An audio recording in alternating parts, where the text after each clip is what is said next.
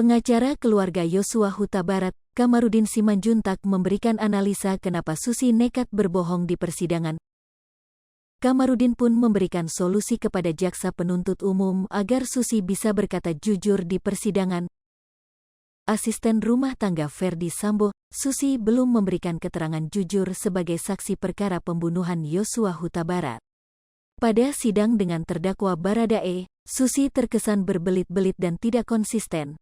Kemudian, selang berapa lama, setelah hakim mendapatkan keterangan saksi Brigadir Daden, Susi mengubah keterangannya. Ia mengubah keterangannya karena sudah ketahuan berbohong soal anak bungsu Ferdi Sambo. Susi sempat mengaku anak bungsu Ferdi Sambo yang berusia 1,5 tahun darah daging Ferdi Sambo dan Putri, tetapi ternyata anak adopsi. Susi juga terlihat gelagapan dan gugup ketika mendapatkan pertanyaan dari hakim dan jaksa penuntut umum. Akibat kesaksian palsunya, Susi kini terancam dipidanakan. Kamarudin telah resmi melaporkan Susi ke Bareskrim dengan tuduhan memberikan keterangan palsu di depan hakim. Ia bisa terancam 9 tahun penjara.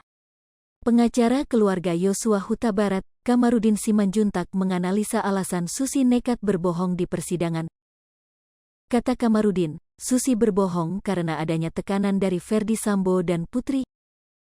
Saya tadi melihat matanya Susi, dia berbohong, karena dia tiap kali memberikan keterangan gerakan matanya itu ke kanan hitamnya itu, artinya tidak pernah terjadi yang dia katakan. Kata Kamarudin dilansir dari tayangan Metro TV News, Jumat, tanggal 4 November tahun 2022.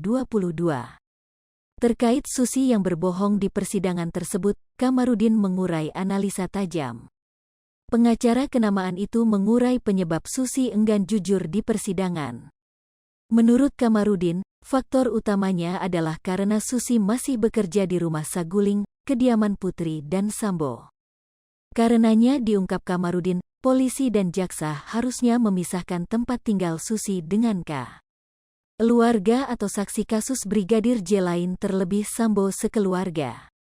Susi itu sebenarnya orang yang sangat tidak nyaman dalam memberikan keterangan, karena polisi harusnya memisahkan Susi dari rumah Saguling, kekuasaan Ferdi Sambo dan PC kalau mau digunakan dia saksi untuk yang sebenarnya, ungkap Kamarudin Simanjuntak. Sebab menurut Kamarudin, menjadi hal yang sia-sia jika majelis hakim meminta Susi jujur dan menguliti perangai Putri dan Sambo sementara ia masih digaji sang majikan. Bagaimana caranya meminta keterangan dari Susi seorang art tetapi di sisi lain kita taruh dia, Susi, di rumah itu? Sama saja kita menyuruh Susi untuk bunuh diri, karena dia menerima gaji dan upah dari PC sampai hari ini tapi kita menyuruh dia melawan majikannya, inilah kekonyolan, kata Kamarudin Simanjuntak. Lantaran hal tersebut, Kamarudin meminta agar Susi keluar dari rumah Saguling dan tak lagi bekerja untuk keluarga Ferdi Sambo. Sebagai gantinya, Kamarudin Simanjuntak mengaku siap mempekerjakan Susi di rumah atau kantornya. Harusnya polisi dan jaksa minta tolong kepada saya, supaya saya pekerjakan Susi di kantor saya atau rumah saya, ucap Kamarudin. Lebih lanjut, Kamarudin juga memberikan saran untuk kejaksaan jika nantinya akan menghadirkan Susi lagi di persidangan. Menurut Kamarudin, tim jaksa wanita harusnya memeriksa Susi terlebih dahulu sebelum persidangan.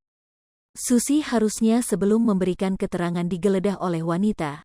Karena dia tidak lazim memakai kerudung, dia tidak pernah pakai kerudung, bahkan saat rekonstruksi dia tidak pakai kerudung, kenapa dia kemarin pakai kerudung, ungkap Kamarudin Simanjuntak. Hai pemirsa Sri Popo TV, jangan lupa komen, like, dan subscribe, serta tonton terus berita-berita terupdate lainnya ya.